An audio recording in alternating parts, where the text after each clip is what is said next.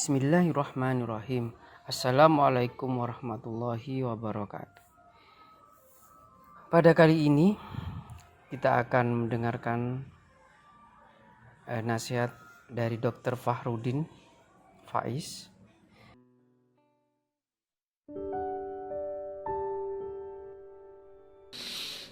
Katanya Jung, thinking is difficult. That's why most people judge. Mikir itu susah, makanya banyak orang males mikir. Senengannya menghakimi. Jadi sukanya menilai. Tidak suka menganalisis. Nanti psikologinya Jung kan dikenal sebagai psikologi analitik. Cuma memang berpikir itu susah. Makanya katanya Jung, thinking is difficult, that's why most people judge. Karena mikir itu susah, banyak orang bisanya menghakimi. Ini kita ingat-ingat ya, kok tiba-tiba kita suka menghakimi orang lain, menilai orang lain. Jangan-jangan kita sudah mulai malas mikir. Terus, your vision will become clear only when you can look into your own head. Visimu akan terang, akan jelas kalau kamu melihat ke dalam. Who looks outside dream, who look inside awakes. Orang yang selalu melihat keluar hanya menghasilkan mimpi-mimpi. Tapi orang yang melihat ke dalam, dia akan bangun, terbangkitkan. Kenapa? Dia sadar tentang dirinya. Makanya kalau kalian selalu nyari parameter keluar, nyari sandaran keluar, melihat keluar, membaca keluar, biasanya hasilnya mimpi-mimpi. Kamu ingin ini, ingin itu, punya target ini, punya target itu. Mimpi itu kan tidak sadar.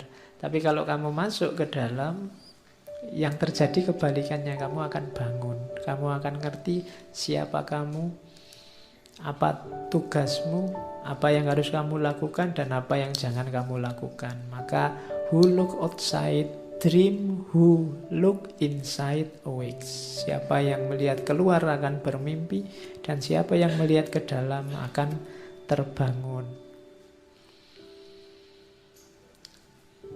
Kalau ini nasihat untuk orang-orang pintar, orang-orang berbakat, orang-orang istimewa.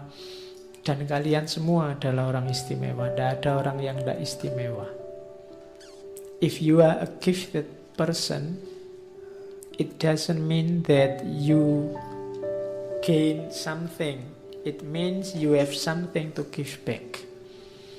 Kalau engkau orang yang berbakat, dikaruniai Allah untuk jadi orang yang punya banyak potensi besar, itu maksudnya bukan kamu memperoleh sesuatu, tapi maksudnya adalah kamu harus memberikan sesuatu. Jadi kalau kamu punya kelebihan apapun, keistimewaan apapun, itu membacanya jangan hanya bahwa itu anugerah, tapi itu juga tanggung jawab. Kamu harus memberikan sesuatu. Tidak hanya bahwa kamu adalah orang yang istimewa, tapi kamu adalah orang yang punya tanggung jawab dibandingkan orang lain yang tidak mendapat anugerah seistimewa dirimu. Jadi itu maunya Jung. I am not what happened to me, I am what I choose to become.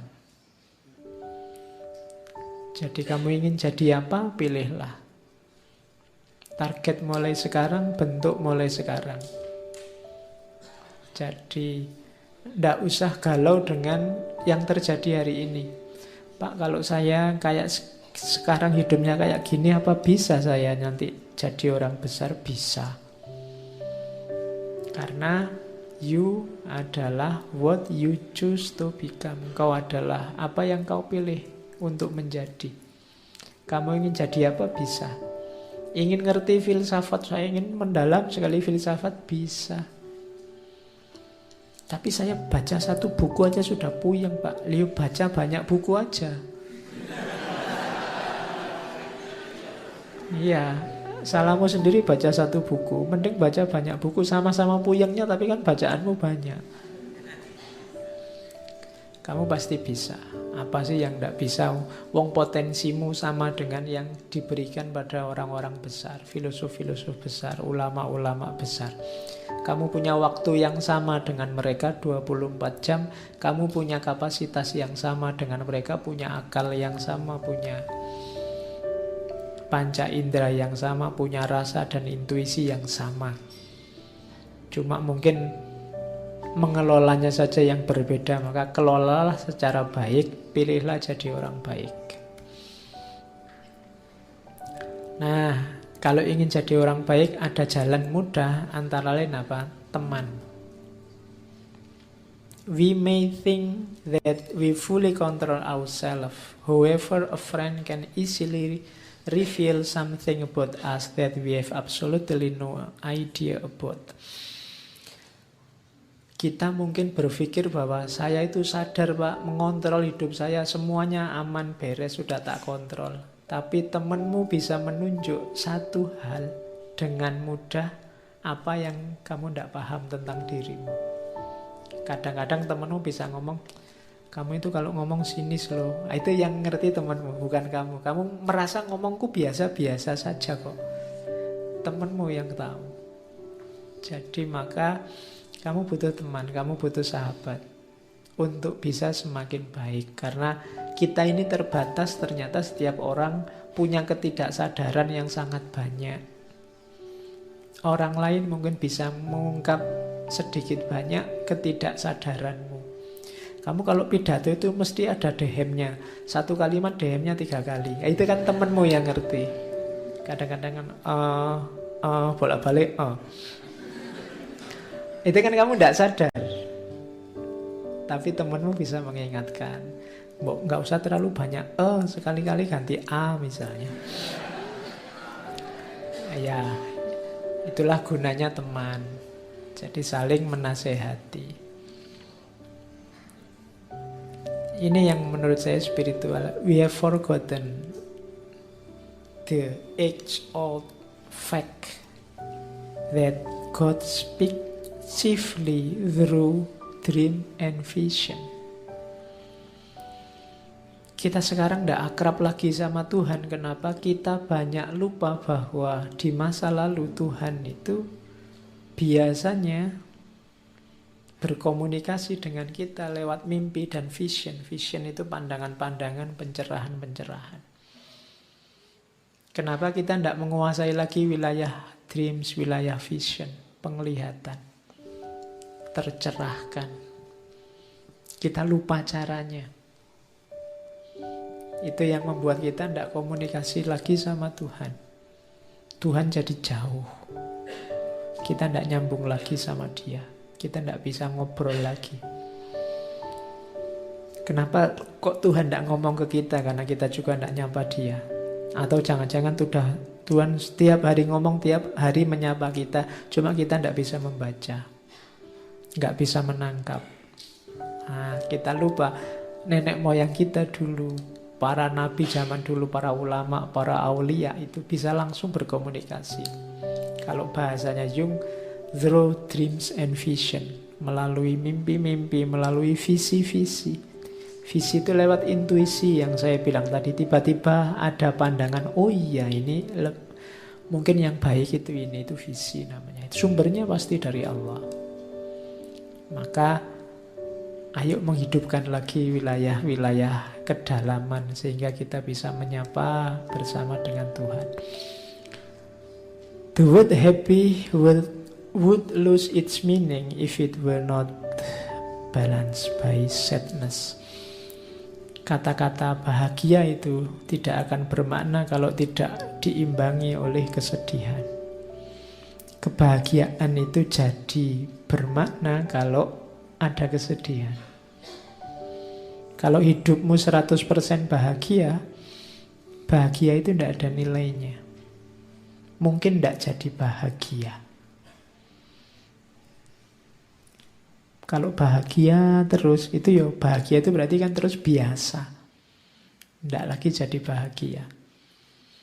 Yang membuat bahagia itu rasanya nikmat luar biasa apa? Ada kesedihan, ada kegagalan. Kalau mahasiswa itu mulai semester 1 sampai lulus nilainya A terus, nilai A itu kurang menggembirakan. Oh ya, dia sudah, kalau dikasih tahu Mbak sampean dapat A loh, biasa aja Pak. Nggak kaget kan, bisa begitu. Kenapa? Karena sejak awal dia dapat A terus. Tapi A itu akan sangat membahagiakan kalau kemarin dapat E terus. Makanya imbangannya sadness. Jadi maksudnya apa? Kamu jangan mengeluh kalau pas dapat jatah sadness. Jadi jangan marah, jangan mengeluh. Ini nanti imbangannya ada kebahagiaan pasti. Sebaliknya juga kalau sedih terus Pak, nanti kesedihan itu jadi biasa. Wong ya ndak ada bahagianya kan biasa aja. Kamu ndak sedih tiap hari ditinggal pacar, biasa aja, sudah sering. Ndak apa-apa. Wong ya sering kan jadi ndak sedih. Kesedihan juga ada maknanya kalau ada imbangannya kebahagiaan. Maka menghadapi bahagia atau sedih ndak harus sampai segitunya. Biasa saja. Dia bermakna justru karena saling mengimbangi. Itulah logikanya orang hidup. Ini buat yang baru putus. Ya. Katanya Jung, don't hold on to someone who is leaving, otherwise you won't meet the one who is coming. Ya, jadi jangan kamu pegangi terus orang yang sudah pergi. Karena kalau tidak, kamu tidak akan ketemu orang yang baru datang. Ya, jadi move on lah. Ya, kalau terbayang-bayang yang lama terus, jangan-jangan ada yang lebih baik datang, kamu tidak perhatian. Nanti hilang eman-eman. Jadi akan ada yang datang yang baru. Cuma syaratnya kamu tidak terlalu kuat memegangi yang lama. Wong yang lama sudah pergi, kamu pegangi juga dia pergi. Carilah yang datang. Ini nasihat untuk yang baru putus. Terakhir, you are what you do, not what you say you will do. Jadi engkau adalah apa yang kamu lakukan, bukan kata-katamu tentang apa yang akan kamu lakukan. Jadi apa yang kamu lakukan yang lebih penting, bukan kata-katamu. Saya akan belajar Pak, saya akan taklukkan semuanya Pak, saya akan, tidak ada gunanya. Sudahlah, belajar aja. Itulah nanti yang membentuk dirimu, bukan kata-katamu. Jadi kuncinya ada di what you do, bukan what you say you will do. Bukan kata-katamu, tadi tindakanmu.